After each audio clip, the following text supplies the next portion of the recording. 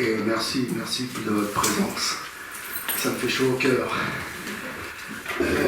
Je vais profiter peut-être pour parler dans quelles circonstances il y a cette conférence. L'Université populaire a 20 ans cette année, et donc pendant 20 ans, il y a eu une conférence mensuelle sur des sujets très divers. Et pour cet anniversaire, ces 20 ans, j'ai proposé, parce que je fais partie du bureau de l'Université populaire, j'ai proposé de m'investir moi-même pour faire une deuxième conférence mensuelle. Et donc depuis le mois d'octobre, et c'est pour ça que vous voyez 8e étape, je présente l'histoire, un voyage dans la peinture du 19e siècle. Je le fais pour l'Université populaire. Je dois préciser, parce que si vous ne connaissez pas, tous les conférenciers qui viennent aux conférences pour l'Université populaire viennent bénévolement. C'est quand même important. La prochaine fois, c'est moi qui vais terminer la saison, puisque la 9e étape, c'est le 18 juin. Donc à cette occasion, je lancerai un appel. Il fallait que je le fasse. Mais véridiquement, je lancerai un appel. Par contre, moi, je vais arrêter là. Mais si vous voulez continuer à me voir et à m'entendre, vous notez bien l'adresse, on ne la voit pas bien, mais en éteignant les lumières, on va la voir, l'adresse internet ou le numéro de téléphone. Parce qu'en fait, il y a les jardins d'Arcadie. Donc c'est une résidence senior de Saint-Michel-sur-Orge qui autorise les extérieurs à venir aux conférences. En même temps, je le fais depuis plusieurs années pour les résidents, mais là, depuis cette année, c'est ouvert à tout le monde. Et donc, si vous voulez m'écouter, alors à la rentrée pour l'automne, je prévois par exemple 2 conférences sur Gustave Caillebotte, parce qu'il va y avoir une exposition au musée d'Orsay à l'automne. Donc je prévois 2. Et puis, toute l'année 2025, c'est encore un peu flou, mais je ne parlerai que de femmes. Donc ça sera que des conférences sur des femmes, peintres pour la plupart, mais il y en a une qui n'est pas peintre, mais qui a énormément compté dans l'histoire de l'art. C'est... Non, c'est pas Camille Collet. C'est toujours difficile de présenter la sculpture, parce que déjà, c'est très difficile, il faudrait pouvoir... j'ai pas ce qu'il faut pour faire tourner les sculptures, tout ça, donc non, c'est... si je vous dis Johanna Bonger, ça vous dit rien. Si j'ajoute Van Gogh, Johanna Bonger Van Gogh, c'est sa belle-sœur, et c'est les 100 ans de sa mort en 2025. Donc je ne sais pas, j'ai écrit, ça fait 15 jours à peu près, au musée d'Orsay pour savoir s'il faisait quelque chose sur ce personnage, parce que c'est un grand personnage. Et s'il n'y avait pas eu cette femme, peut-être qu'on ne connaîtrait pas du tout les œuvres de Van Gogh. Peut-être. En tout cas, elle a tout fait pour qu'on les connaisse. Donc moi, je vais prévoir quelque chose sur elle, ça c'est sûr, mais d'autres, alors... comment elle s'appelle, Berthe Morisot, je la ferai aussi parce que actuellement, alors dans l'année 2024, il devrait avoir fini de restaurer sa maison qu'elle avait donc avec son mari à Bougival. Donc ils vont faire une résidence et avec des expos, avec quelque chose. Et donc c'est prévu pour même septembre 2024. Hein. Mais bon, avec le retard, on est donc pour 2025, donc aussi je prévois quelque chose de faire une conférence ouverte. Voilà. Donc vous notez. Au jardin d'Arcadie, c'est le soir. Eh non, c'est ça. Alors par contre, pour ceux qui sont encore au travail, j'interviens aussi à la médiathèque de Villiers-sur-Orge, comme samedi là, donc c'est samedi après-midi. Samedi, je vais faire pratiquement la conférence que je vais vous présenter ce soir, donc à la médiathèque. Donc l'année prochaine, il y aura au moins 4 ou 5, l'année prochaine, enfin en partant après les vacances scolaires, après les vacances d'été, il y aura au moins 4 ou 5 conférences à la médiathèque. Donc Bonger, c'est sûr que je le ferai, mais là je voudrais essayer de faire plus que ça, parce que je vais beaucoup m'investir dans cette conférence. Il y a longtemps que je voulais la faire. Je prends justement le 100e anniversaire de sa mort pour vraiment concrétiser mon projet. Et donc, je vais essayer, par contre, de le faire parce que j'ai déjà fait une conférence à la médiathèque ici à Saint-Michel. Bon, il n'y a pas eu de suite, mais je vais faire tout mon possible pour essayer de le faire dans plusieurs médiathèques pour ce 100e anniversaire. Donc, ça peut être une occasion. Voilà. Donc, écoutez, la conférence que vous allez voir ce soir, elle va s'achever. Vous savez qu'il y a 8 expositions impressionnistes. Je vous parlerai que des 7 premières. La 8e, ça sera le 18 juin, justement, avec le post-impressionnisme. Donc, j'en parlerai pas de la 8e aujourd'hui. Par contre, justement, samedi, comme il n'y a pas de suite, je vais être obligé d'inclure la 8e, donc de raccourcir ça. Je n'arrête pas à raccourcir, et puis c'est toujours trop long. Mais bon, voilà, on y va. C'est parti. Alors que je prenne.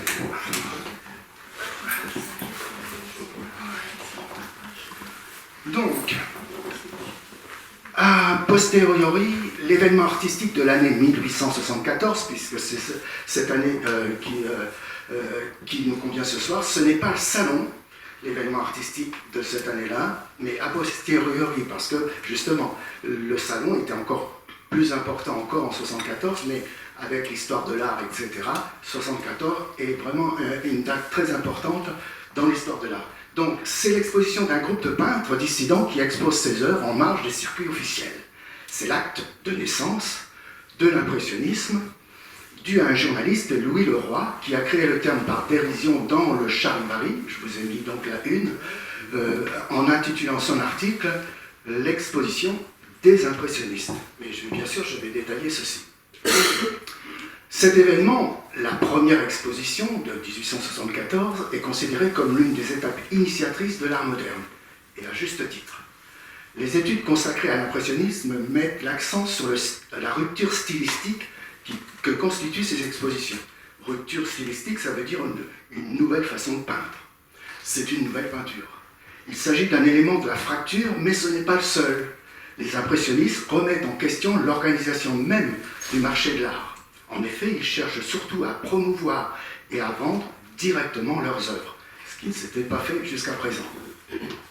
Et il y aura donc de 1874 à 1886 8 expositions indépendantes dites impressionnistes. Avec ces expositions, c'est l'écosystème de l'art contemporain qui se met en place. Renouvellement esthétique et recherche du scandale, intervention monopolistique d'un marchand, sans oublier l'union des peintres et des écrivains d'avant-garde.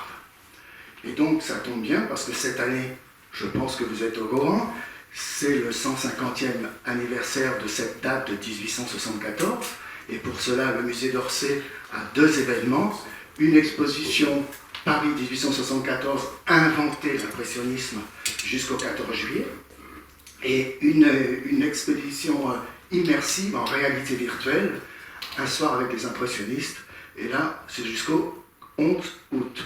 C'est absolument... Moi, j'avais jamais mis un casque de réalité virtuelle sur les yeux. J'ai fait ça, c'est 3/4 d'heure de bonheur. Vraiment, on est dans Paris, à Bougival, au Havre, et c'est vraiment extraordinaire. Ce qu'il faut savoir, c'est que l'exposition qu'il y a au musée d'Orsay va partir aux États-Unis, et j'ai lu, mais je n'ai pas vérifié l'information, j'essaie toujours. Apparemment, après les États-Unis, cette exposition devrait partir en Chine et au Japon. Mais bon, ça c'est à vérifier. Alors en même temps, il y a le festival Normandie impressionniste qui a lieu tous les 4 ans. Et donc là, c'est la 5e édition. Donc, ils ont prévu pour ces 150 ans, justement, 150 manifestations dans toute la Normandie. Et enfin, si vous ne l'avez pas vu, je vous le conseille, ça sera vraiment complémentaire à ce que vous avez écouté ce soir. Sur Arte, il y a l'année 1874, la naissance de l'impressionnisme. C'est en replay, parce que c'est déjà passé en direct, mais c'est en replay jusqu'à fin septembre. Donc vous pouvez le voir si vous ne l'avez pas vu, et c'est vraiment très très bien fait. 1h30 de bonheur là aussi. Donc, j'ai prévu donc 2 parties ce soir, contrairement aux autres fois où il y avait 3 parties, mais c'est tellement long qu'il n'y a que 2 parties ce soir. Première exposition impressionniste, ça sera la première partie, et suivie par les autres expositions impressionnistes, comme je vous ai dit. Donc, le 15 avril à Paris, le 15 avril 1874, s'ouvre donc une exposition qui marque la naissance d'un mouvement artistique parmi les plus célèbres du monde, l'impressionnisme. Pour la première fois, les artistes se réunissent en toute indépendance pour exposer leurs œuvres. Ils s'émancipent ainsi du salon, grande exposition officielle dominant la vie artistique tout au long du XIXe siècle et gardienne de la tradition académique. Ces artistes proposent un art en prise avec la modernité. Leur manière de peindre surprend et déroute. Ils peignent ce qu'ils voient comme ils le voient, comme l'écrit le critique d'art Ernest Chéneau. Alors, pour ceux qui ont participé aux conférences précédentes, j'avais expliqué à une conférence que les peintres académiques, ils peignent ce qu'ils savent, donc ça passe par la connaissance. Et c'est pour ça que si le spectateur qui est devant un tableau d'histoire mythologique, religieux, etc., n'a pas les connaissances, il ne peut pas apprécier pleinement le tableau. Les réalistes, alors, par exemple avec Courbet, il peigne ce qu'il voit.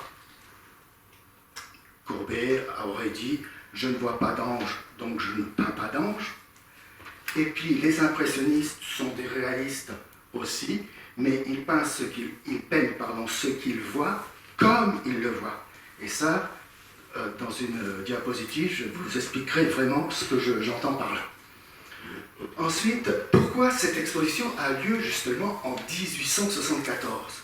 Alors, il faut se rappeler que 7 ans auparavant, en 1867, de jeunes peintres novateurs du groupe des Batignolles, donc ils étaient dans le quartier des Batignolles, qui était, vous savez, une ville donc, qui a été rattachée à Paris en 1860, ils étaient tous dans ce... et on les appelait le groupe des Batignolles, mais en fait, c'est une façon de parler des impressionnistes. Groupés autour d'Édouard Manet, donc ça c'est dans les années 1860, Édouard Manet avait fait 2 grands scandales, le Salon des refusés de 1863, avec le bain ou le déjeuner sur l'herbe, comme on l'a appelé, et puis en 1865 avec Olympia. Donc tous les jeunes qui ne voulaient pas être sous la coupe de l'Académie,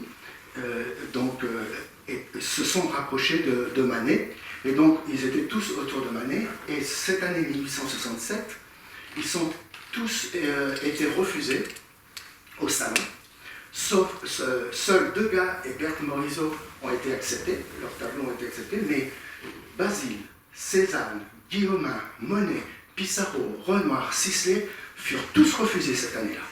Et je vous rappelle que 1867, je vous l'ai présenté, c'était la deuxième exposition universelle à Paris, en 1867.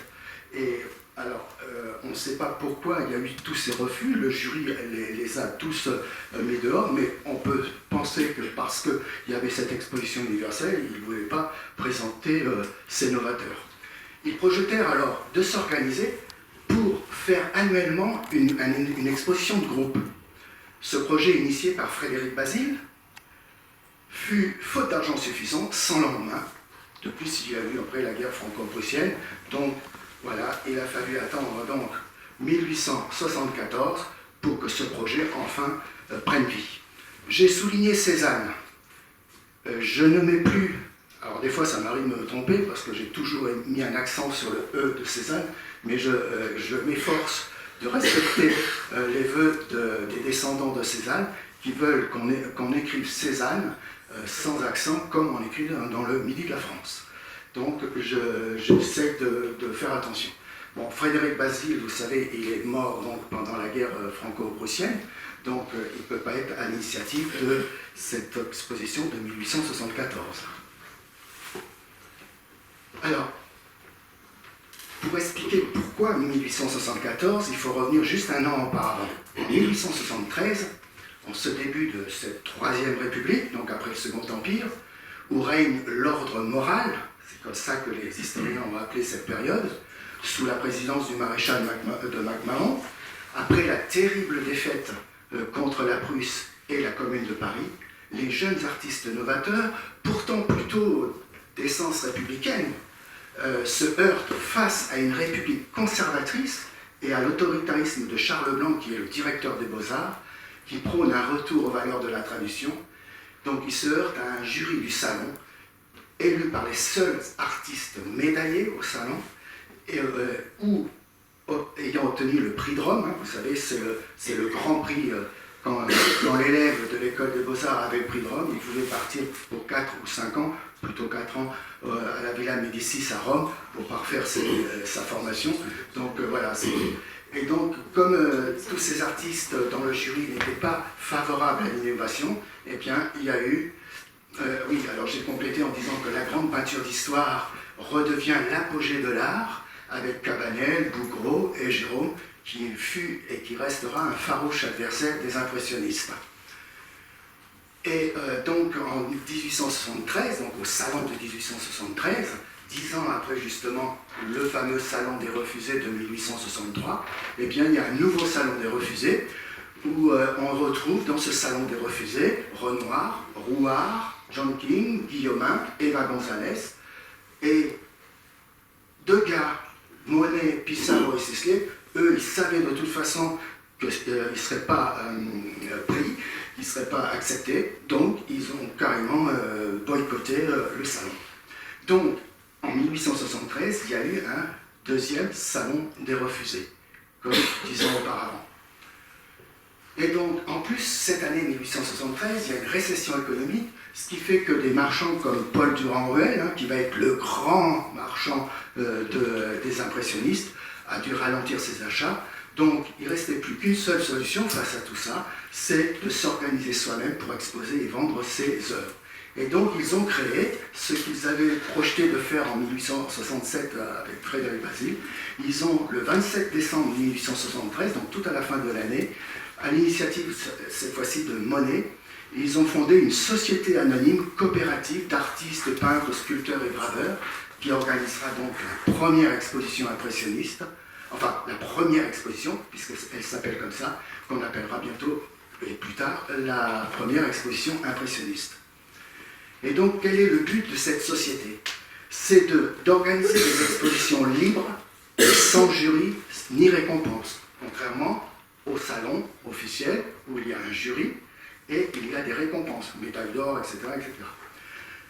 Où chaque associé pourra exposer ses œuvres, et non pas, j'aurais pu le mettre, et non pas de façon limitée, parce qu'au salon, il y a tellement de candidats pour exposer, que suivant les années, les décennies, ils ne pouvaient présenter que 2 ou 3 tableaux. Donc là, à l'exposition de cette société, ils vont pouvoir montrer autant de tableaux qu'ils veulent.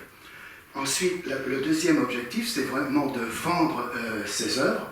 Et donc, on sait qu'il y a eu 4 œuvres de vendues pendant l'exposition. C'est peu, mais bon, toujours ça. Avec un certain Latouche, qui était un encadreur, un marchand de couleurs, un encadreur, et qui exposait, et qui a exposé au salon très longtemps. D'ailleurs, l'année suivante, en 1975, il va revenir au salon. Sisley, Renoir et Monet, donc, ont vendu aussi un tableau. Et un troisième objectif, c'est de publier le plus tôt possible un journal exclusivement relatif aux arts, et ça se fera qu'une fois à la 3e exposition impressionniste en 1877. Donc, le 15 avril, l'exposition de la Société Anonyme ouvre ses portes avec quelques 200 œuvres. Donc sur le livret, sur le catalogue, il n'y en a que 165, mais comme il y a des numéros où il y a plusieurs œuvres, on dit environ 200 œuvres, sélectionnées par les artistes eux-mêmes, comme j'ai dit, sans donc la sanction d'un jury, ni l'entremise d'un marchand. C'est eux-mêmes qui s'organisent eux-mêmes. Elles sont accrochées par leurs soins sur 2 étages dans les anciens ateliers de Nadar. Et voilà, 35 boulevard des Capucines. Donc j'ai mis une photo actuelle.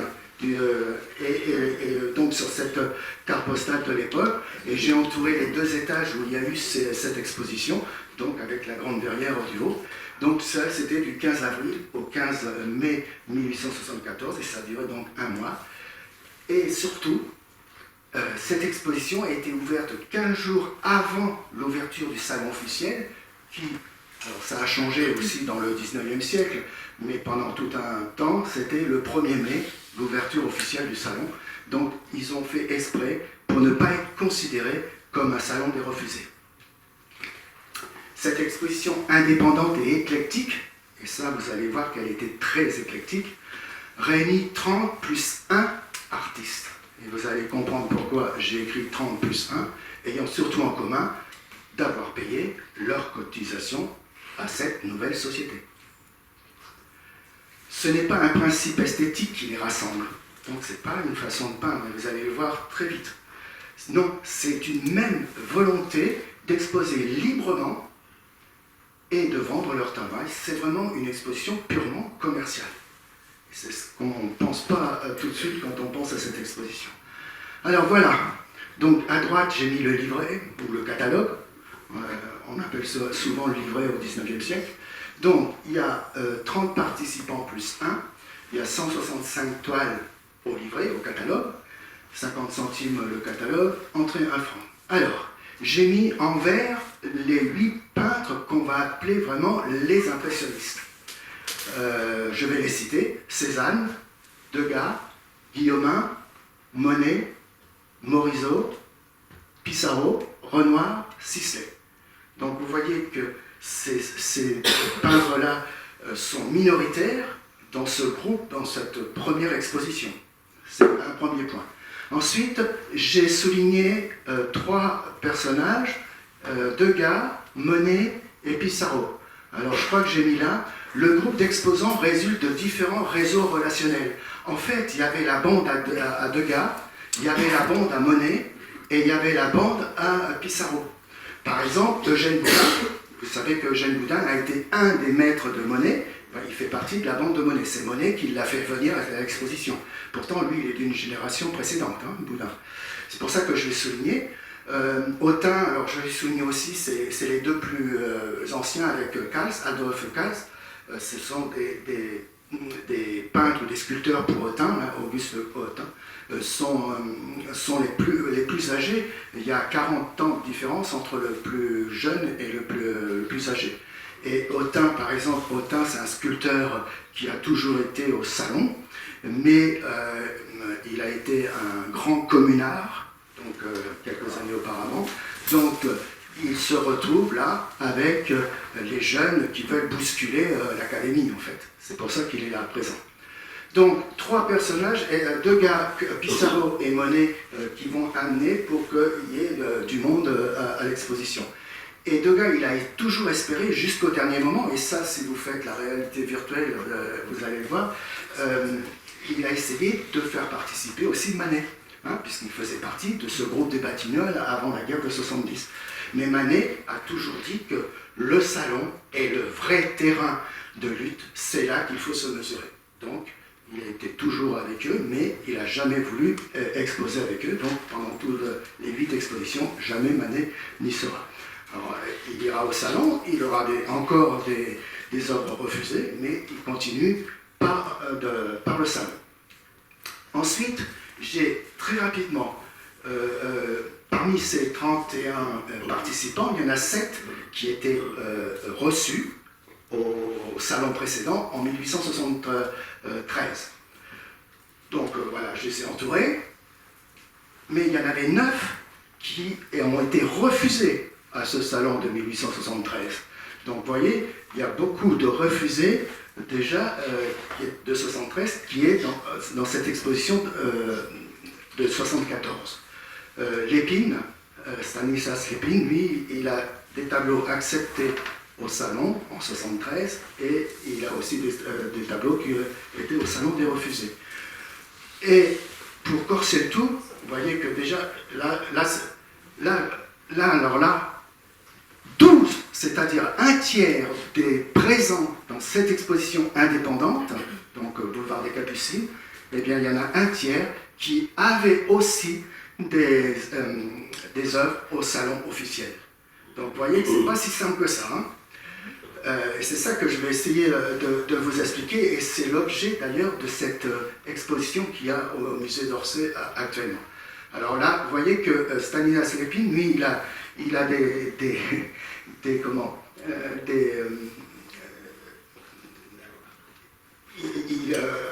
a trois couleurs. C'est le seul qui avait 3 couleurs.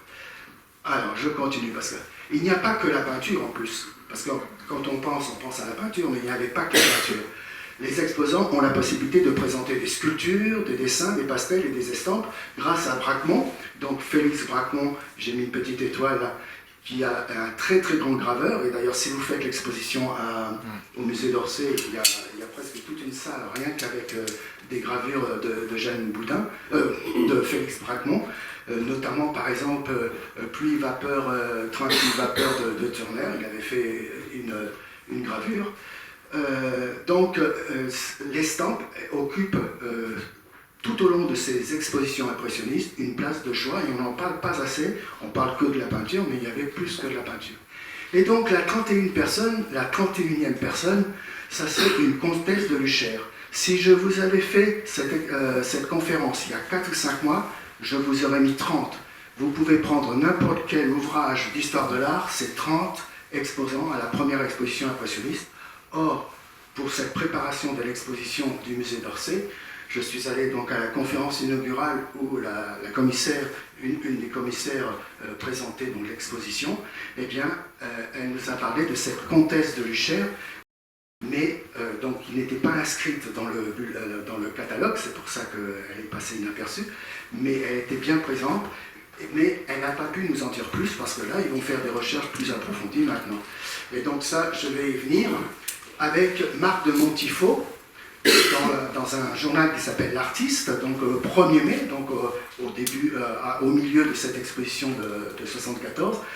Marc de Montifaux, eh bien c'est elle, en fait, c'est madame. C'est Marie-Amélie Chartroul de Montifaux, qui est une écrivaine libre-penseuse française. J'ai retrouvé une photo, donc c'est elle. Elle écrit donc un article. C'est la seule femme d'ailleurs de toutes les critiques, la seule femme qui a écrit une critique sur cette exposition.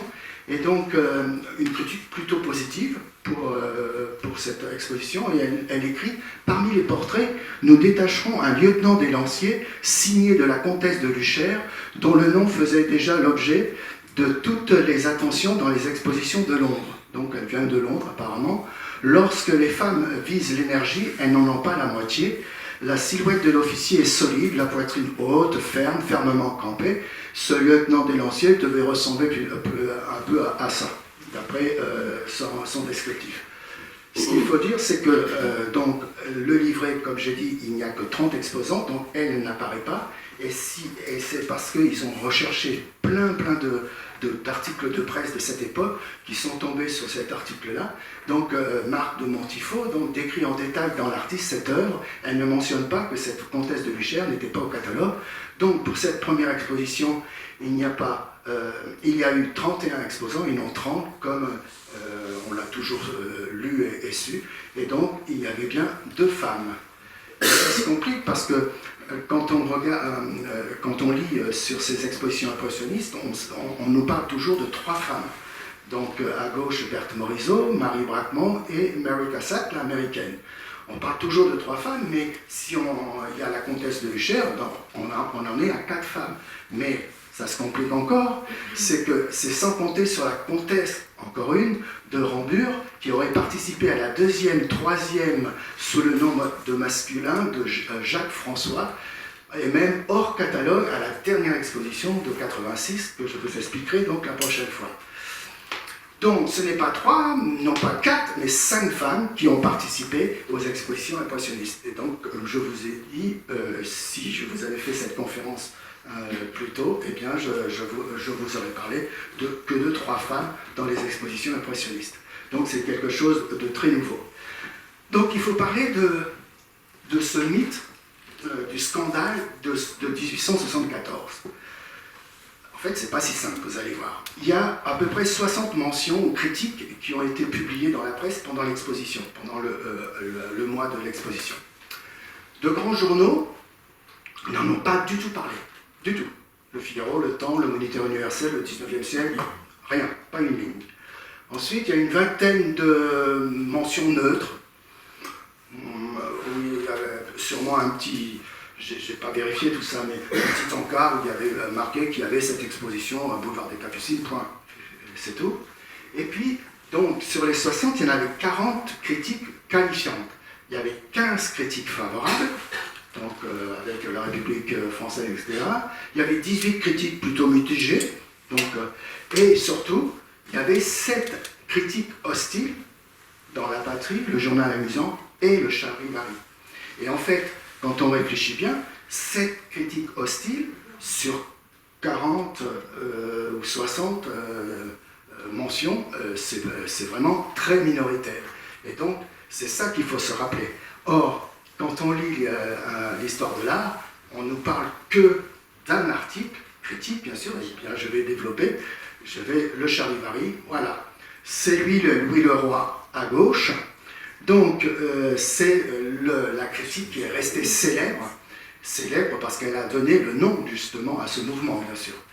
Donc, 10 jours après l'ouverture, la toile Impression Soleil Levant, que je vous ai mis là, qui est au musée d'Orsay, c'est la toute première fois qu'elle est au musée d'Orsay. Normalement, vous savez, elle est à Marmottan en Monet. Hein, et là, ils l'ont... et c'est pour ça que je ne comprends pas bien, c'est pour ça que j'étais un peu hésitant de vous parler de la Chine du Japon, parce que, bon, les États-Unis, ça serait bien possible, parce que il y a une coopération avec le musée d'Orsay, mais le Japon, je ne sais pas si ce tableau va partir au Japon, c'est possible, peut-être. En tout cas, ce critique dans le Charivari, donc Louis Leroy, c'était un graveur, un médiocre graveur, il a organisé son article de façon... il a fait un dialogue plutôt moqueur et imaginaire entre lui, donc le journaliste, Louis Leroy, et puis un monsieur Joseph Vincent, qui est un paysagiste, élève de Bertin.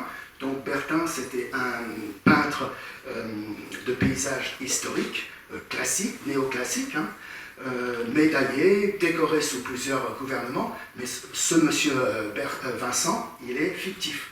Donc il imagine un dialogue entre lui et cet homme, et tous les deux, ils vont à l'exposition des impressionnistes. Et tout doucement, alors, de mon air le plus naïf, je le conduisis devant le champ labouré de M. Pissarro.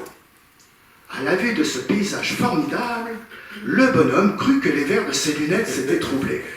Il les essuya avec soin, puis les reposa par Michalon. Alors Michalon, c'est le premier peintre qui a obtenu le premier prix de Rome du paysage historique. Voilà. Par Michalon, s'écria-t-il, qu'est-ce que c'est que ça? Vous voyez, donc ça c'est le journaliste qui parle, en bleu c'est le journaliste. Vous voyez une gelée blanche sur des sillons profondément creusés. Ça, des sillons? Ça, de la gelée blanche? Mais ce sont des gratures de palettes posées uniformément sur une toile sale. Ça n'a ni queue ni tête, ni haut ni bas, ni devant ni derrière. Peut-être, mais l'impression y est. Eh ben, elle est drôle l'impression. Malheureusement, j'eus l'imprudence de le laisser trop longtemps devant le boulevard des Capucines de Claude Monet.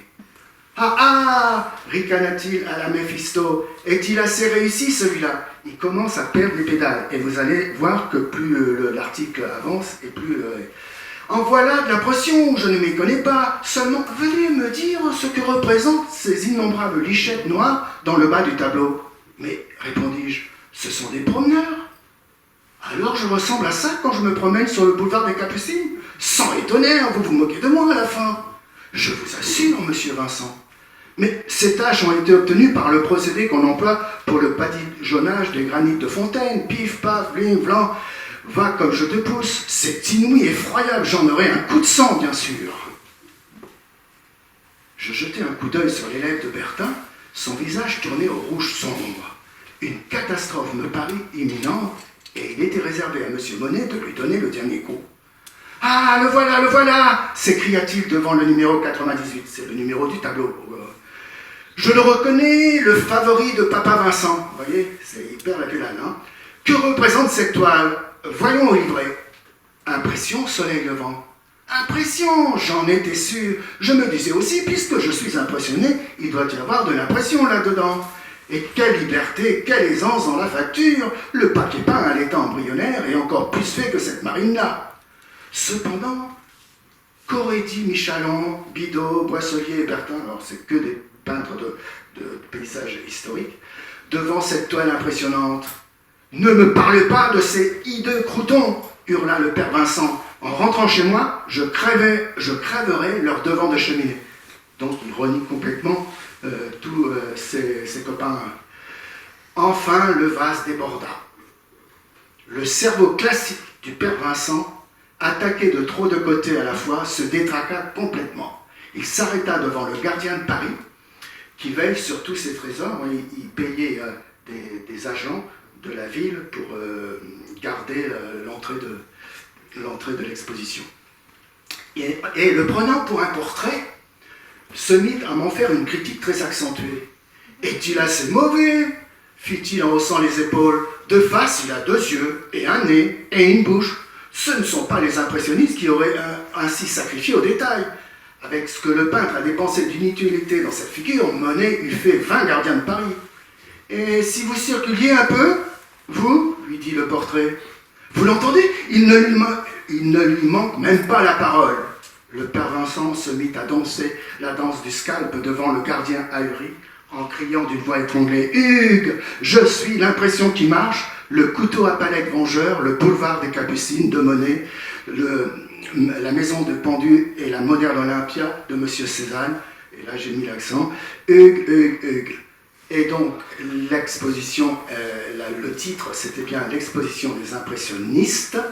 Et donc, c'est de ce titre très ironique et de cet article ironique qu'on a donné le nom à ce mouvement artistique mondialement connu. Alors, je ne vous ai fait que des extraits, il est beaucoup plus long que ça. Si l'histoire de l'art a retenu donc l'article de Louis Lerat hostile à ces artistes novateurs, rappelons que la majorité des critiques leur étaient plutôt favorables, comme je vous ai dit. Alors on va terminer par celui-ci, de Jules Castagnari, donc dans le siècle, à peu près à la moitié de l'exposition, il écrit ceci, un article sur l'exposition du boulevard des Capucines, les impressionnistes, il le rajoute donc dans son titre. Si l'on tient à caractériser d'un mot ce qui les explique, il faudra forger le terme nouveau d'impressionniste. Ils sont impressionnistes en ce sens qu'ils rendent non le paysage, mais la sensation produite par le paysage. Le mot même est passé dans leur langue, si ce n'est pas paysage, c'est impression que s'appelle au catalogue Le Soleil levant de M. Monet. Donc là, un petit regard rapidement sur le salon officiel cette fois-ci, avec ce tableau qui est actuellement au musée d'Orsay d'ailleurs. Voilà, un tableau religieux de Pierre Lehoux, Saint-Laurent Martyr. En fait, cette année, en 1874, au salon officiel, donc, ils ont créé un nouveau prix, le prix du salon. Et pourquoi ont-ils créé ce prix?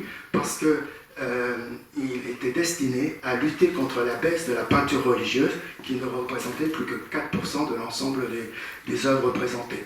Donc, en espérant avoir avec ce prix qu'il y aurait les années futures plus de peinture religieuse.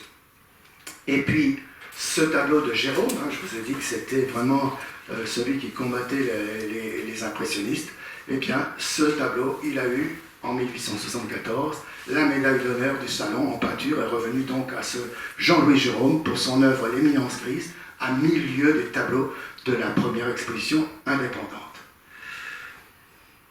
Et pour cette exposition de 1874, en fait, les critiques étaient plutôt assez mitigées. Par exemple, j'ai trouvé celle-ci. Tout d'abord, en entrant dans le salon carré, on se croirait rajeuni d'1 an. Il me semble revoir le même arrangement, les mêmes figures, j'allais dire les mêmes tableaux. Donc en fait, pour beaucoup de critiques, il n'y avait rien de nouveau. Pour voir du nouveau, en fait, oui, il fallait aller à l'exposition, à la première exposition dite impressionniste. Ce qu'il faut rappeler quand même que sur 7000 œuvres présentées au jury, donc vous voyez que c'est bien plus que les 165. 7000 œuvres présentées, il y a eu 3657 exposés. Par exemple, pour la peinture, alors là c'est toutes les œuvres, dessins, sculptures, etc. Il y a eu 1843 peintures acceptées et 2002 refusées. Donc il y a eu plus de refusés que d'acceptés donc au salon. Tout au long du 19e siècle, ça a monté comme ça, et donc automatiquement, ça ne pouvait pas durer. d'une part, les jeunes avaient envie de faire autre chose que de la peinture d'histoire. Et deuxièmement, il y avait tellement de demandes pour exposer que le salon officiel ne pouvait plus absorber tout ça. Donc forcément, il allait se passer, et donc il va y avoir beaucoup de salons qui vont se créer, et puis ces 8 expositions impressionnistes pour le moment.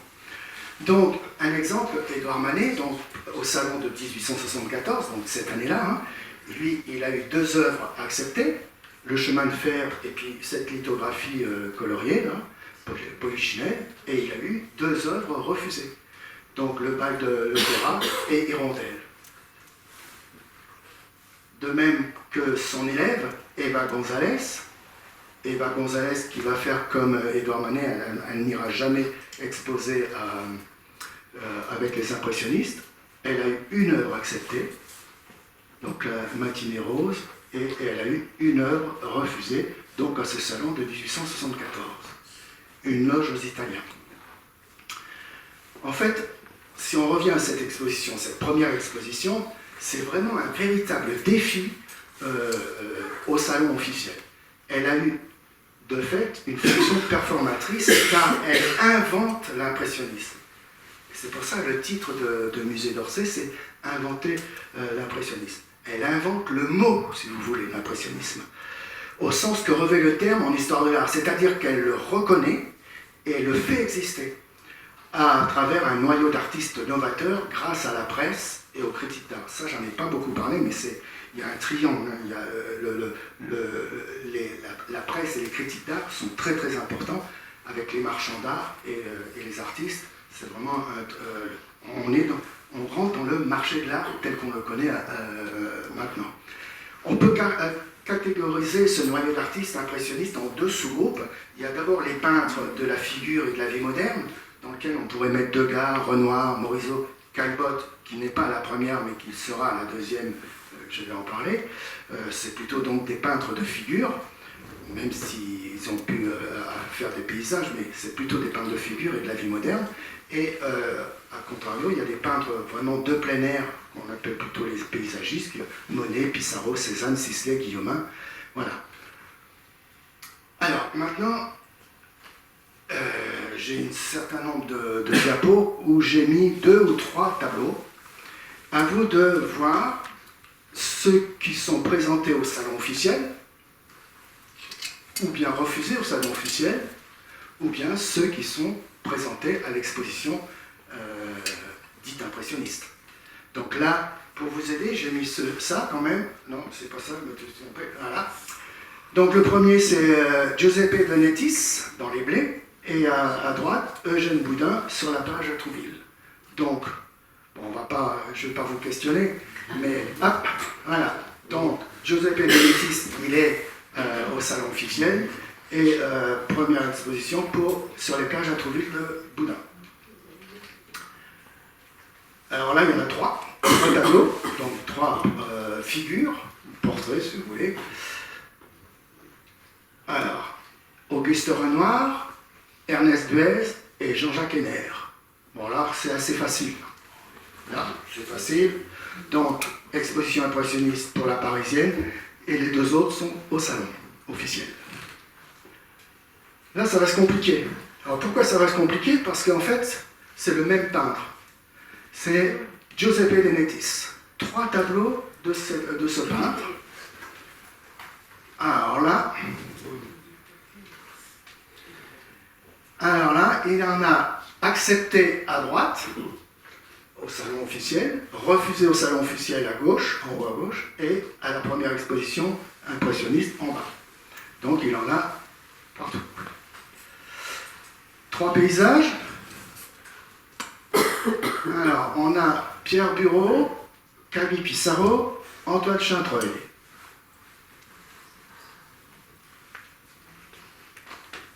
Alors, les 2 duos sont à l'exposition impressionniste. Bon, Pierre Bureau, il est passé complètement aux oubliettes. Camille Pissarro, non. Et puis Antoine Chantreuil, lui, fait plutôt partie de l'école de Barbizon, à cette époque-là. Donc lui, il est accepté sans problème au salon officiel. Et Et là, je vous ai pris 2 paysages avec des coquelicots. Alors, il y en a un, c'est Charles-François d'Aubigny, à gauche, et puis Claude Monet, pardon, les coquelicots à droite. Donc, ici, d'Aubigny, donc, qui fait partie aussi de l'école de Barbizon, même si il est plutôt un peintre de l'eau que de la forêt, mais bon, il fait partie quand même de ce groupe-là. Et donc, il est au salon officiel. Et Claude Monet, donc, il est à la première exposition impressionniste. Alors, ici, alors c'est facile parce que je vous ai déjà parlé de Pissarro avec Gelée Blanche et puis Alfred Sisley. Donc là, il n'y avait pas de piège, ils sont tous les deux à l'exposition impressionniste. Là, ça se complique. Ça se complique beaucoup, là. Quels sont ceux qui sont à l'exposition universelle, à l'exposition officielle, et les tableaux qui sont à l'exposition impressionniste. Alors, pour indice, je vous donne Claude Monet, Le Déjeuner à gauche, Jules Breton et Marie Bracmont. Eh bien, contrairement à ce que vous pouvez penser, Claude Monet, il est à l'exposition impressionniste, mais ça on savait qu'il y était, mais que ce tableau y soit, c'était très curieux. Et puis les 2 autres sont au salon officiel. Marie Bracmont viendra avec les impressionnistes, mais un peu plus tard sur les autres expositions. Ici, 3 portraits. Alors, je vais mettre les noms. Alfred Meyer à gauche, Jules Bastien-Lepage au milieu et Berthe Morisot à droite. Donc, Berthe Morisot, je ne l'ai peut-être pas dit, mais Berthe Morisot, depuis 1966, je crois, c'est la première fois où elle s'est présentée au salon, elle n'a jamais eu de refus au salon officiel. Toutes les fois où elle a présenté des tableaux, ils ont toujours été acceptés. Sauf à partir de cette première exposition impressionniste, où elle a décidé d'être avec ses novateurs, ses intransigences, ses indépendances, et tout ce que vous voulez. Elle n'a plus présenté d'abord de tableaux au salon officiel, et elle a toujours présenté. Donc à droite, c'est sûr que c'est le salon impressionniste, l'exposition impressionniste, et celui de gauche aussi. Meilleur, alors là on ne le voit pas, en fait c'est un émail, on dit des émaux, c'est la grandeur d'une feuille A4. Mais ce tableau est à l'exposition impressionniste. On n'aurait pas cru, hein? Alors ici, je vous ai déjà parlé de celui de gauche, avec Eva González. Donc vous savez déjà qu'elle est refusée au salon officiel. Et Auguste Renoir, donc là c'est facile, il était à l'exposition impressionniste. Alors je dis exposition impressionniste parce qu'on l'appelle comme ça. Ensuite, là vous connaissez peut-être le berceau de Berthe Morisot, donc ça c'est facile. Et puis la Maltiniro, je vous l'ai déjà dit, donc là il n'y a pas de piège. Il y en a une donc à gauche à l'exposition impressionniste et à droite au salon. Alors ici on a Degas à gauche et puis Jules-Émile Saintin à droite. Donc là il n'y a pas vraiment de piège. Donc le premier Degas est donc la première exposition et à droite au salon de 1874. Et en fait, ce salon de 1874, tout comme la première exposition dite impressionniste, montre des œuvres offrant une certaine vision du présent. Hein, c'est pas un tableau d'histoire, hein, à droite. Donc voilà. Donc en fait, vous comprenez où je veux en venir.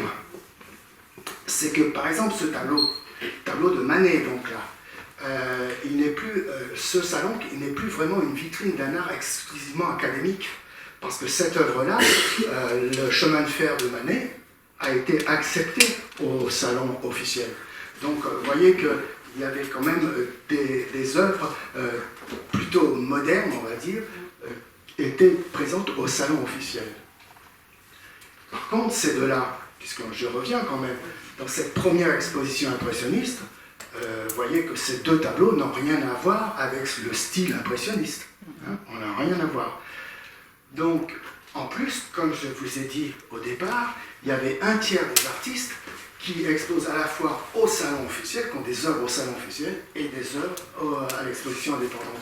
Donc tout ça pour en finir, en 1874, donc à cette première exposition, la ligne de partage entre la tradition académique et l'avant-garde est encore très poreuse, puisqu'on a des fois du mal à savoir, ces deux tableaux, on les aurait bien vus au salon officiel sans problème. Donc cette première exposition dite impressionniste est avant tout une exposition d'un groupe de peintres dissidents exposant leurs œuvres en marge du circuit officiel avec pour objectif de vendre. Mais si cette exposition eut un petit succès d'estime, il y a eu quand même 3500 visiteurs à peu près sur le mois, elle est surtout un échec financier. Plus de 2300 francs de recettes sont loin de couvrir plus de 9000 francs de dépenses qu'a nécessité son organisation, ce qui aboutira logiquement à la liquidation de la société anonyme en décembre 1974 et au non-renouvellement d'une exposition indépendante l'année suivante, en 1875. Et donc toutes les expositions qui vont avoir lieu après, ce seront des expositions d'un groupe de peintres, mais pas de sociétaires, des peintres sociétaires dans une société. Et donc j'en arrive donc à la deuxième partie. Donc j'ai insisté beaucoup sur la première. Normalement ça devrait aller un peu plus vite pour les autres. Donc il y en a donc 7 autres. Donc des expositions indépendantes non sociétaires, donc il n'y a plus de société. 76, 77, 78, il n'y en a pas. 79, 80, 81, 82 et 4 ans après, 86. Aucune des 7 autres expositions impressionnistes n'adoptera un même modèle. Les organisateurs, les modalités de l'exposition, les lieux d'exposition, tout ça, ça variera à chaque fois. Les artistes eux-mêmes varieront constamment. Ils seront 58 à avoir participé à au moins une des 8 expositions. Pissarro, il est le seul à exposer aux 8 expositions. Le seul sur les 58. Morisot et Degas sont présents à 7. Donc Morisot, c'est l'année où elle a eu sa petite fille Julie, elle n'a pas exposé. Degas, il s'est fâché avec Caillebotte, donc non, mais je vais en revenir après. Donc il en a fait que 7. Monet, vous voyez, Monet, 5 seulement. Renoir et Sisley, donc c'était quand même les impressionnistes, eh bien, ils en ont fait que 4 sur 8. Manet, Van Gogh et Lautrec, dont les noms sont souvent associés à ce mouvement, n'ont jamais exposé à aucune exposition impressionniste, contrairement à Seurat, une fois, Signac, une fois, Cézanne, 2 fois, Gauguin, 5 fois, autant que Monet, et au symboliste Redon, 1 fois. Caillebotte et Cassatt, donc 5 et 4 fois, hein, un peu comme Monet et Renoir, s'imposent comme des membres les plus actifs. Et pourquoi? Parce qu'ils avaient les moyens, c'était plus une société ni rien, donc il fallait quand même des gens qui puissent payer l'organisation, la salle, etc. Et donc Caillebotte pouvait le faire, Mary Cassatt aussi, donc ils ont été vraiment très importants. Et puis si le nom de Guillaumin, Armand Guillaumin, n'a pas été totalement oublié, il n'y en a peut-être pas beaucoup qui le connaissent, et c'est un peintre que je ferai aussi une conférence, parce que vous savez, si vous êtes allé à Crozant, dans la Creuse, c'est le chef de file de Crozant. Alors, bref, Guillaumin, lui, 6 fois, donc plus que Monet, il a exposé. Rouard, un ami de Degas, qui était un industriel, qui avait un gros passe-temps, c'est d'acheter des tableaux, mais il pouvait se le permettre, mais surtout de peindre. Et vous voyez qu'il a participé 7 fois, c'est de la famille de l'académicien actuel, hein, Jean-Marie Rouard. C'est de sa famille, hein, il a exposé donc 7 fois, bien plus que Monet. Donc cela, ben, on n'en parle plus. Et en plus, Béliard, alors Béliard, j'ai oublié de le dire, je crois que j'avais mis une petite... Béliard, en fait, dans l'Essonne, c'est quelqu'un qu'on pourrait connaître, en tout cas si on habitait Étampes, parce qu'il a été maire d'Étampes à la fin du 19e siècle et au début du 20e siècle, pendant une vingtaine d'années. Donc il avait arrêté la peinture. Ben bon, c'était Vignon 4 fois et Zando Meneghi 4 fois. Eux sont complètement devenus aussi rares, leurs œuvres aussi rares que leurs noms complètement oubliés. Donc, le nom du groupe, aujourd'hui si populaire, relève également du paradoxe. Le mot impressionnisme est inventé en 1874, d'où le titre de l'exposition, comme j'ai dit, pour dénigrer ses représentants, alors qu'on vient de le voir lors de la première exposition, les impressionnistes n'étaient pas majoritaires dans l'exposition. Néanmoins, Renoir essaie de le faire adopter par ses camarades, mais Degas le refuse, lui préférant réaliste ou indépendant. J'aurais pu mettre aussi indépendant.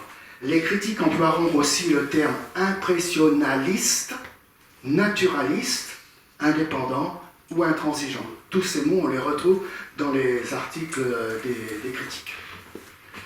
Autre paradoxe, impressionnisme est généralement synonyme, comme je disais, de peinture. Pourtant, lors de ces expositions sont présentés dessins, éventails, sculptures et surtout, comme j'ai dit, estampes. Donc, enfin, deux tendances s'opposent dans ce groupe impressionniste. L'une, présentée par Caillebotte, cherche à figer l'impressionnisme dans une esthétique assez bien définie, illustrée par Monet, Pissarro, Renoir et Sisley. Donc, il aurait voulu des expositions vraiment impressionnistes, avec style impressionniste. Par contre, Degas et Pissarro, ils ont encouragé les jeunes artistes et les nouvelles formes d'expression. Il paraît moins cohérent et plus risqué car il donne du groupe une image plus complexe.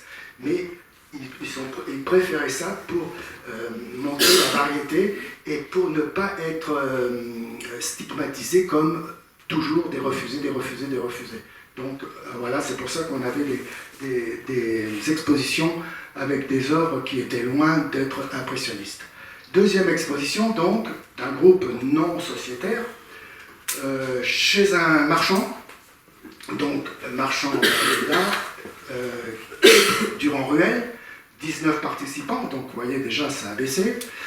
Rappelons qu'en 1875, donc après la dissolution de la société, il n'y a pas eu d'exposition, comme je le dis, mais une vente commune de 73 œuvres de 4 peintres, Renoir, qui en était à l'initiative, Monet, Sisley et Berthe Morisot, et à l'Hôtel Drouot, le 24 mars 1875, mais le résultat très décevant, donc ils ne recommenceront pas tout de suite. Cette exposition des 19 participants, il y a 7 peintres impressionnistes. Boudin et Denitis sont partis au salon de la première, j'ai pas tout mis, hein. Par contre, Cézanne et Guillemin, qui étaient en verre dans la première exposition, donc des peintres impressionnistes ne sont plus là. Et pourquoi ont-ils boudé cette exposition? Parce que ce sont, alors on va dire là, des intransigeants. Cette exposition étant dans des locaux d'un marchand d'art, ils n'ont pas voulu exposer dans ces locaux-là, donc ils se sont retirés. Par contre, donc, il y a Caillebotte qui est arrivé, donc, qui sera vraiment très très important. J'ai souligné Jacques François parce que c'est une femme, comme je voulais dire. Ah, puis j'avais mis Jean-Baptiste Millet, c'est le petit frère du grand Millet de Barbizon, qui exposait aussi avec eux. Donc deux femmes, Berthe Morisot et Jacques François, qui est la comtesse de Rambure. Alors elle nous a dit que c'est peut-être Marie de Bouillé, mais tout ça, ils vont rechercher vraiment pour essayer de voir vraiment l'identité de ces deux comtesses. Et puis, cette année, en 1876, la presse se montre tout aussi réservée, mais le romancier et critique d'art de la Gazette des Beaux-Arts, Louis-Edmond Duranty, soutient l'initiative et publie en 1876, donc, la nouvelle peinture à propos du groupe d'artistes qui expose dans les galeries Durand-Ruel. Voilà, il y a eu cet écrit-là.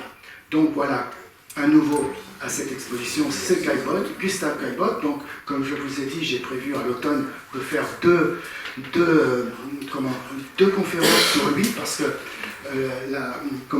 le musée d'Orsay a prévu de faire Caillebotte et les figures masculines. Et moi, je trouve qu'il faut connaître quand même Caillebotte. Caillebotte, il est donc peintre, il est collectionneur, il est philatéliste de très haut niveau, parce qu'il me semble, mais je veux revérifier, mais je pense que toute sa collection, il l'a vendue à la reine d'Angleterre. Donc c'était vraiment de très haut niveau.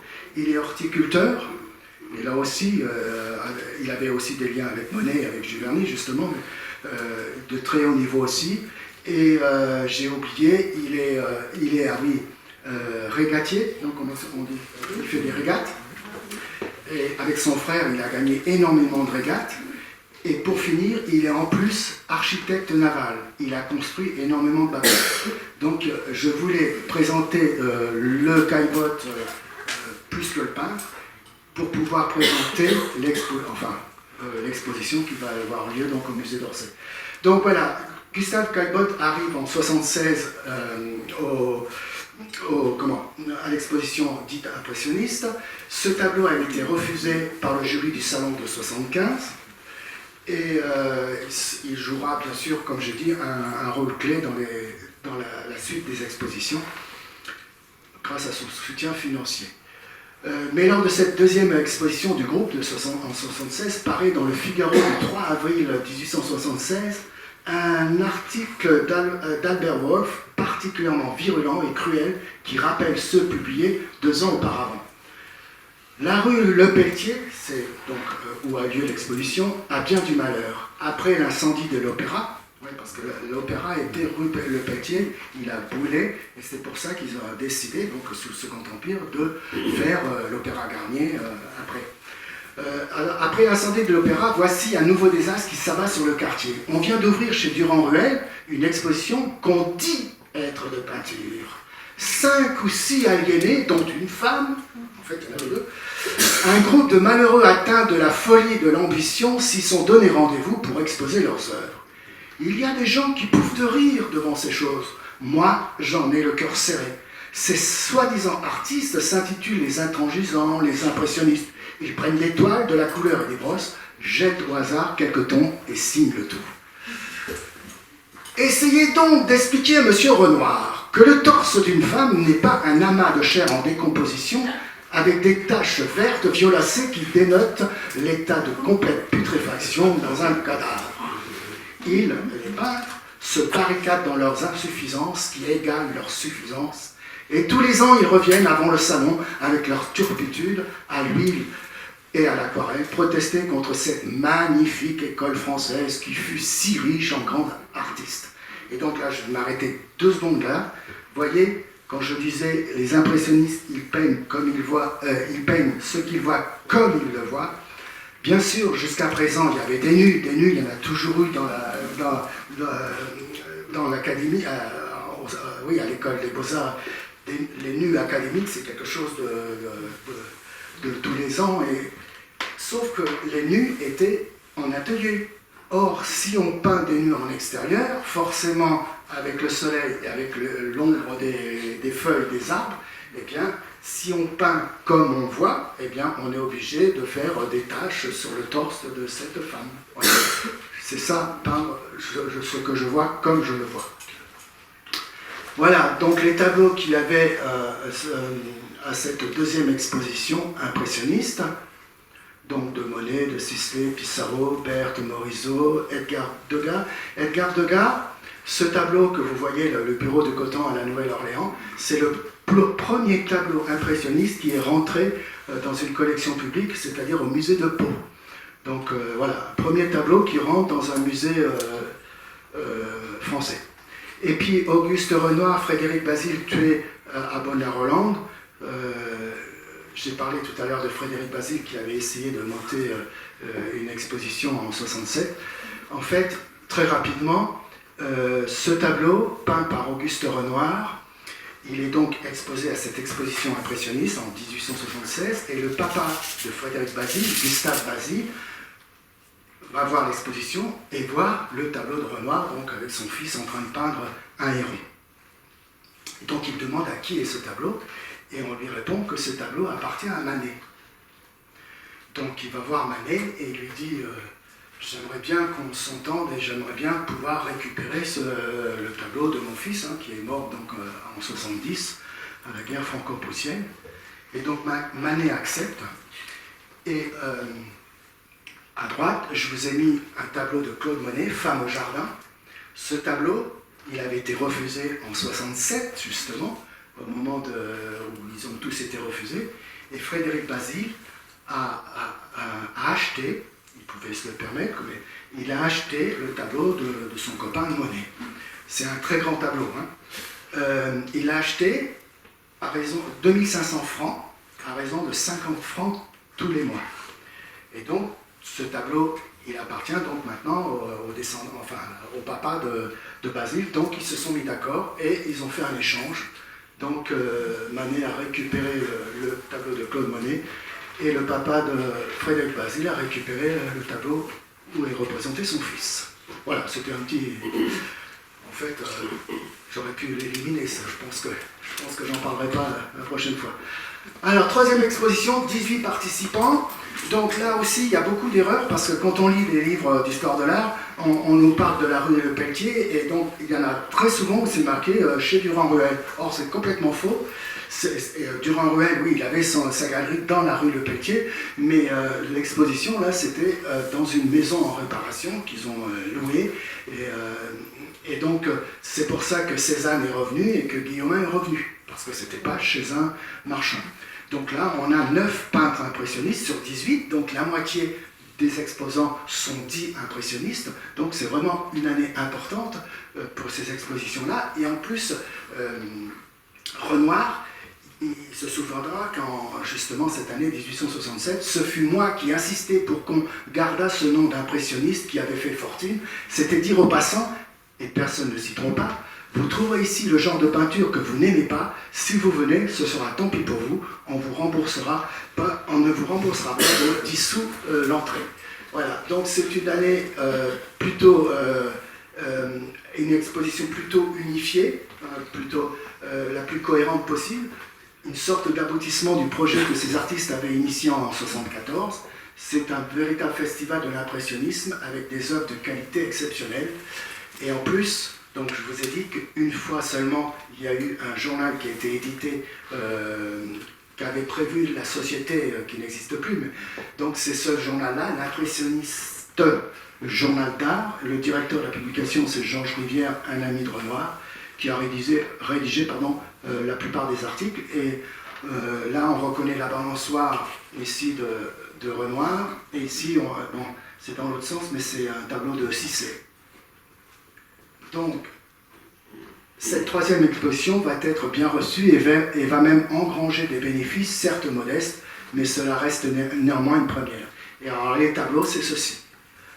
Les gares de Monet, le bal du Moulin de la Galette, Renoir avec la balançoire, justement, les 2 tableaux de Caillebotte, et puis Cézanne, Guillaumin, Sisley, 2 Degas au milieu, et puis Morisot et Pissarro à droite.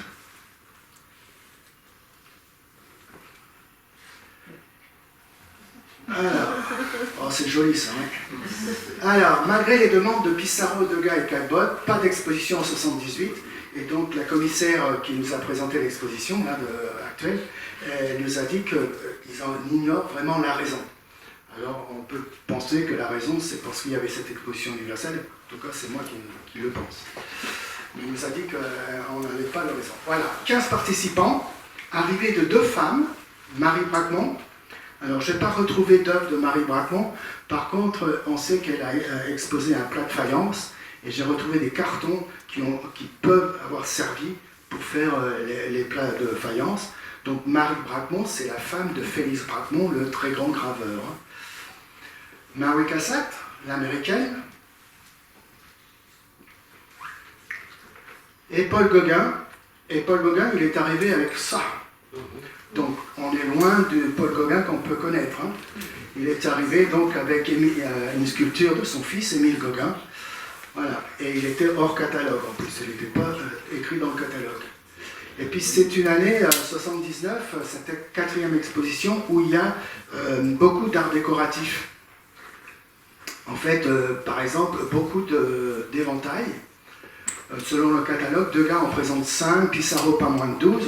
Et en fait, l'éventail est en Occident un objet traditionnellement associé à l'élégance féminine, mais aussi un marché potentiel pour les peintres.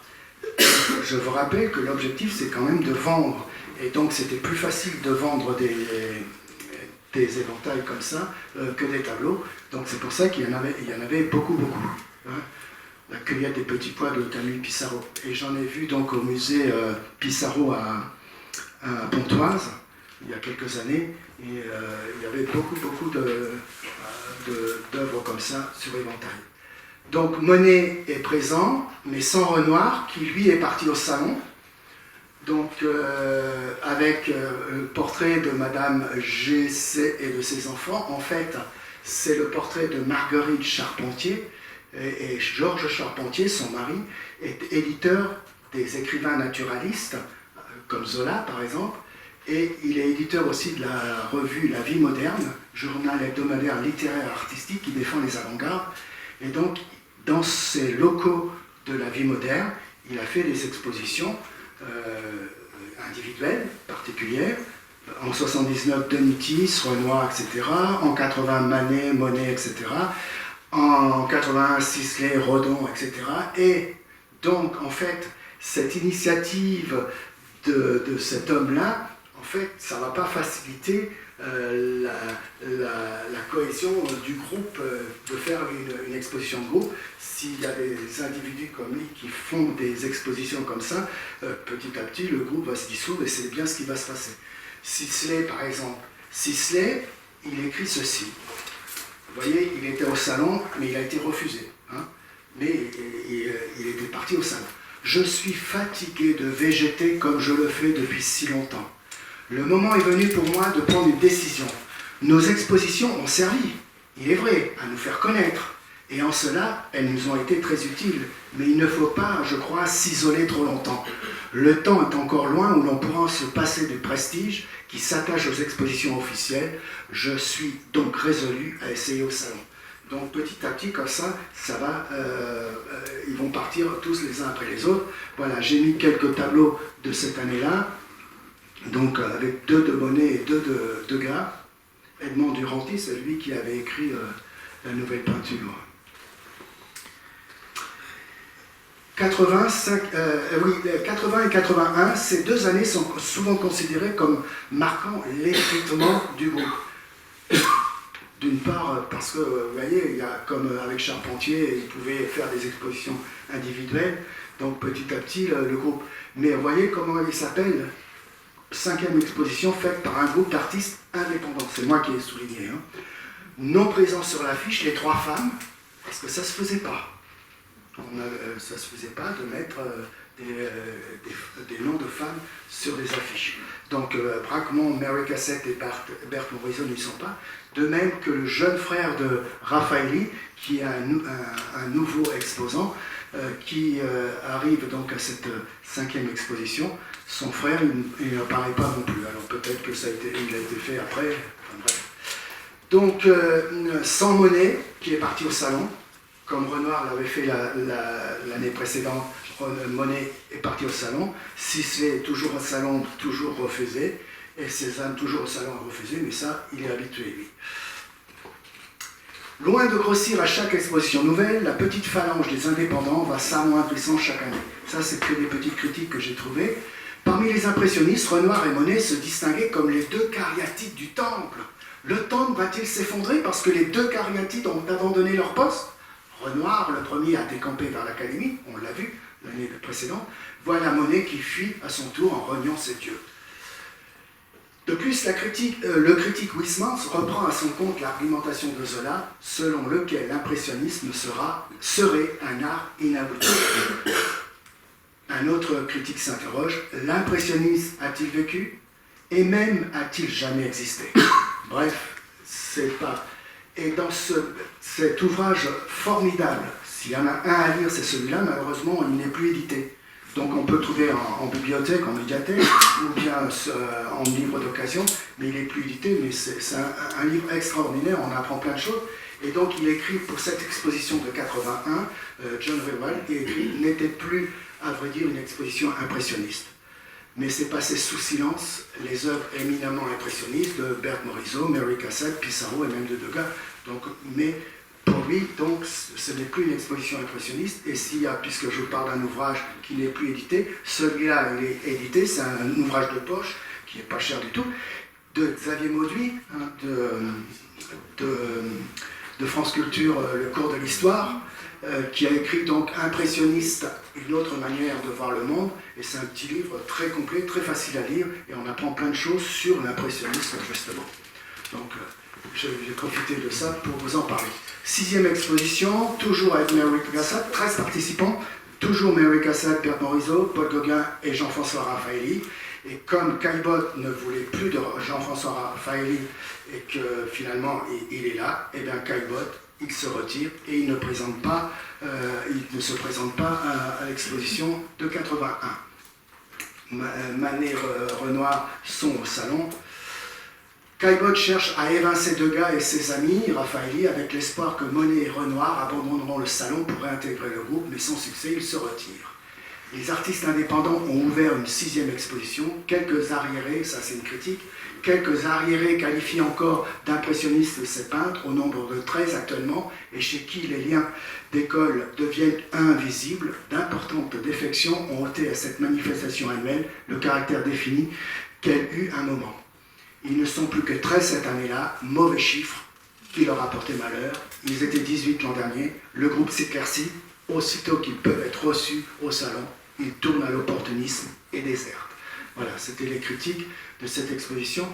Alors l'événement de cette exposition, c'est cette fameuse petite danseuse de Degas. Vous savez que, enfin vous ne savez peut-être pas, mais il devait la présenter en 80. D'ailleurs, elle était sous un verre. Le verre était bien présent, un globe. Le globe était bien présent, mais vide en 80, il ne l'a pas ramené. Et là, il a bien ramené en 81, mais avec quelques jours de retard. Enfin bref. Donc cette sculpture, c'est la seule sculpture que Degas a présentée à une exposition. Il a été très très critiqué. Alors là, je ne vous l'ai pas mis l'original. Hein. Ça, c'est celle du musée d'Orsay, qui a été coulée en fonte et tout ça, mais à l'origine, elle était en cire, avec des vrais cheveux en perruque, un vrai vêtement, un vrai tutu, vrai chaussons, etc.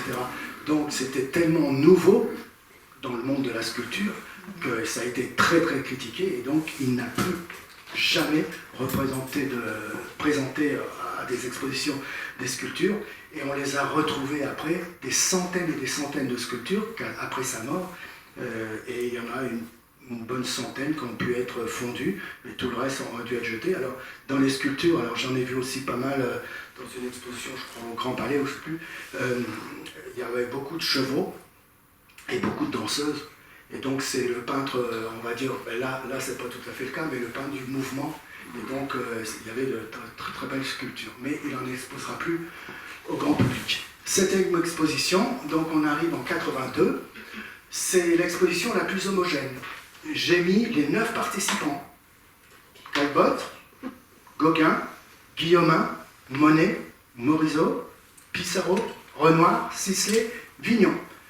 Mais sans Raffaelli, Degas et Mary Cassatt, parce que cette fois-ci, Caillebotte a gagné. Donc, Degas est parti avec Raffaelli et Mary Cassatt a suivi. Donc, il y a 9 participants, donc c'est très peu.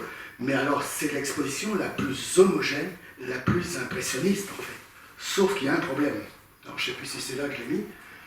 Si Caillebotte lance l'idée d'une nouvelle exposition, les tractations sont comme toujours difficiles, ben ouais, toujours. Le marchand d'art Durand-Ruel s'est beaucoup investi dans cette exposition. En effet, sa galerie vient d'être durement éprouvée par une crise financière qui frappe Paris au début de l'année 82. Il va prêter énormément de tableaux pour cette exposition, par exemple 35 Monet, 29 Renoir, etc. Donc, Eugène Manet, le mari de Berthe Morisot, le frère d'Édouard Manet, dit « Durand-Ruel est tout entier dans l'affaire ». En fait, c'est une exposition pas d'un marchand, mais il a prêté pratiquement beaucoup d'œuvres. Et en fait, est-ce la plus impressionniste des expositions? On peut se poser la question. Oui, comme le remarque un critique, dès le premier coup d'œil, on se trouve forcé de reconnaître que les peintres impressionnistes forment une école. Parce que tout ce qu'on peut voir, ça ressemble vraiment à ce qu'on a de représentation de l'impressionnisme. Mais non, car on peut considérer qu'il s'agit plutôt de la fin de l'impressionnisme, ou plutôt exactement de la fin de l'implication des artistes eux-mêmes, car cette exposition est orchestrée par un marchand. On est donc loin du geste d'indépendance de l'origine. Les artistes eux-mêmes qui organisaient.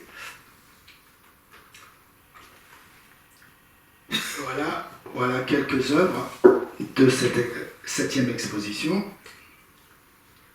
Berthe Morisot avec son mari, justement, et Julie, et c'est dans le jardin de Bougival, c'est le jardin où je vous ai dit qu'ils étaient en train de restaurer. Là. Et donc, le déjeuner des canotiers de Renoir.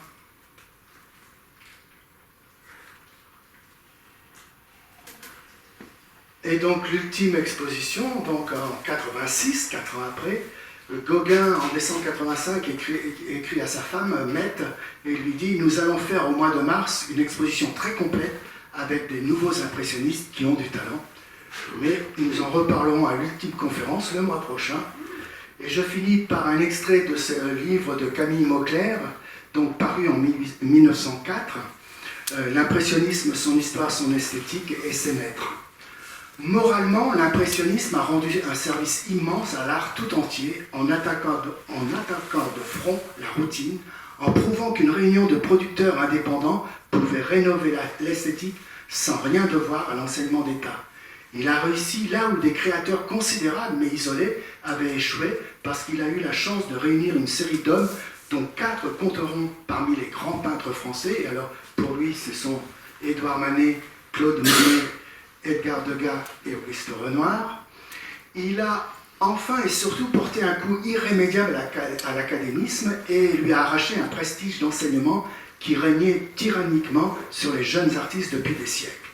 Il a osé protester librement contre un idéal dégénéré qui parodiait stérilement les maîtres anciens en prétendant les honorer. Donc là, il parle de l'académisme. Et l'école des beaux-arts, ne se relèvera pas de cette hardie contradiction qui a rallié toute la jeunesse. Le principe moral de l'impressionnisme a été absolument logique et sain, et c'est pourquoi rien n'a pu l'empêcher de triompher. Et je finis là-dessus.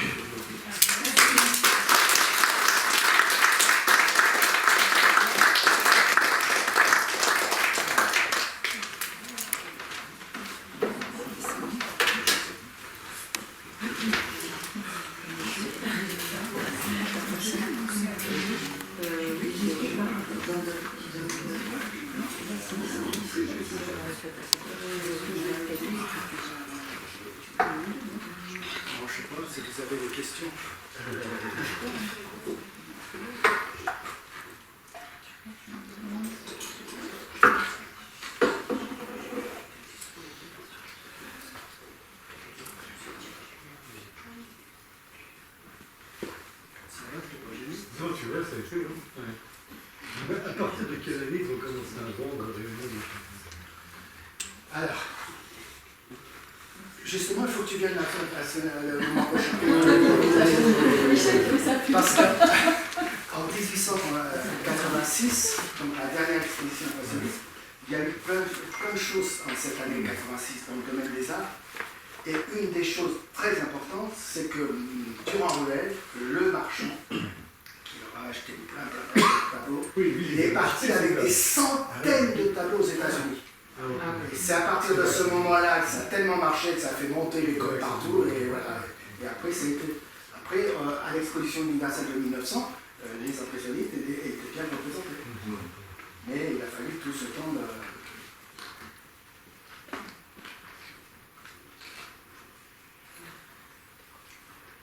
Oui. À un moment dans votre présentation, vous citez Van Gogh. Oui. Est-ce qu'il n'a pas une place à part quand même, Van Gogh? Mais si, complètement. Parce que est-ce qu'on peut vraiment le qualifier non, d'impressionniste? mais quand on lit les livres d'histoire de l'art, il est rattaché aux impressionnistes. En fait, il est rattaché à tous ces peintres indépendants, novateurs, etc.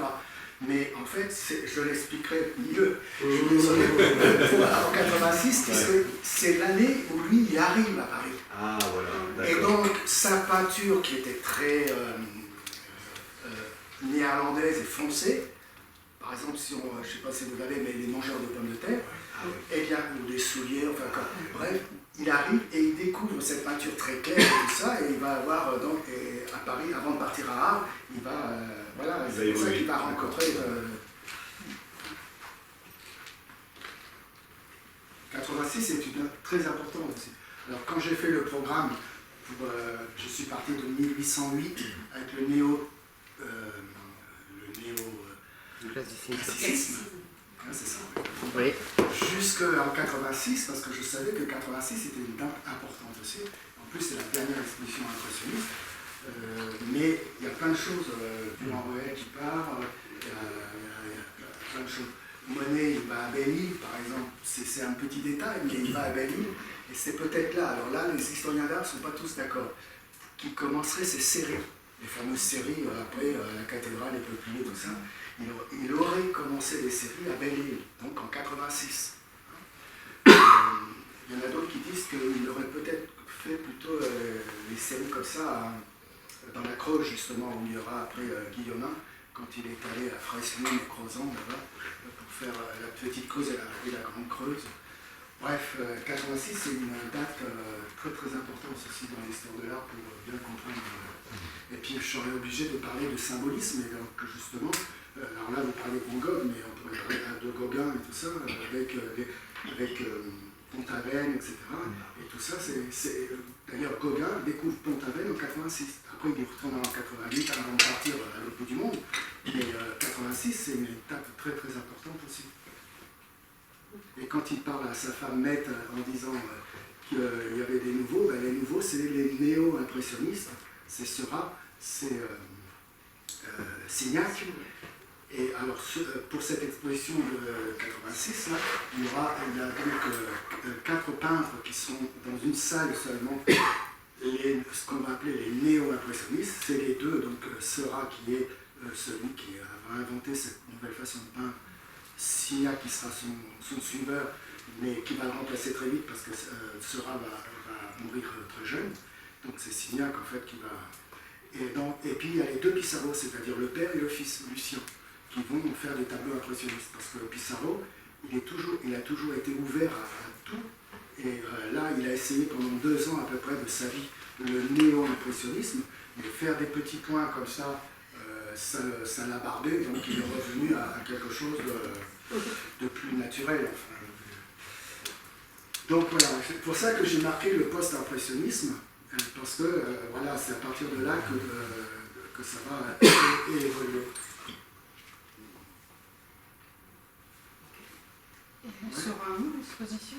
Enfin, la conférence Ici. 18 ici. Ici, ouais. Et donc le 18, alors normalement on n'en a pas reparlé, mais comme ça sera la dernière, c'est moi qui filme la saison, comme on dit. Et si le temps le permet, on fait un petit pot après, peut-être en terrasse, comme tu disais. S'il fait beau. Voilà. Donc on fait un petit pot pour finir la vie. D'accord.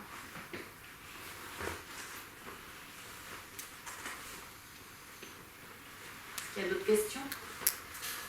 Il y aura un rattrapage lié Pour cette dernière. cette dernière, un rattrapage, ben oui, Vous la ferez qu'une fois ou... Elles sont filmées. je l'ai déjà faite au Jardin de la Commune. Elle sera filmée. Hein? Elle sera Elle filmée. sera filmée, oui. Vous pourrez Sur toujours le site. avoir, ouais, sur le site de l'Université populaire. Pour ceux qui peuvent pas venir. Donc s'il n'y a pas d'autres questions? Les autres conférences ont été filmées ou pas? Oui. Oui, Elles sont toutes. sur le site. Donc, Je ne veux pas me voir, mais je sais qu'elles y sont, on m'a dit. oui, elles y sont. Ah, il n'y a que celle-ci qui n'y est pas encore, mais... Donc s'il n'y a pas d'autres questions, donc, la prochaine fois, c'est mardi 4 juin, on se retrouve ici avec Jean-Pierre Varnier, anthropologue, qui va nous parler d'un couple bourgeois à l'âge des extrêmes. Ce qu'il appelle, c'est pendant les guerres mondiales, les 2 guerres mondiales et la crise. Il va parler des effets des 2 guerres sur un couple, comment ils ont vécu ça et le passage. C'est un anthropologue. Donc, voilà, c'est tout à fait différent. Ah, ouais. Vous nous avez fait déjà 2 conférences sur un chef de tribu africaine. Donc, je vous dis à venir mardi 4 juin à 20h30. Ici même. Ici.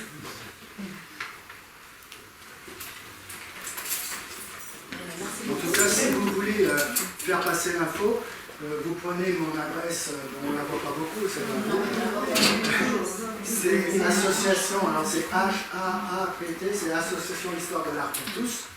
C'était bien mon objectif, association pour tous, enfin vraiment l'histoire de l'art pour tous. Donc c'est pour ça que je tourne beaucoup dans les résidences seniors, la médiathèque aussi, de façon à diffuser le maximum ce qu'on n'a pas appris à l'école. En gros, c'est ça, en fait. Et ça, je regrette fortement. Alors, moi qui étais enseignant, j'en ai fait.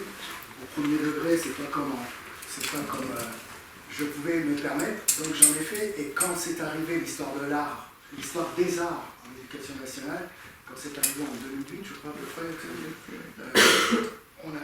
tous ceux qui me connaissaient m'ont dit c'est de ta faute si on a ça en plus.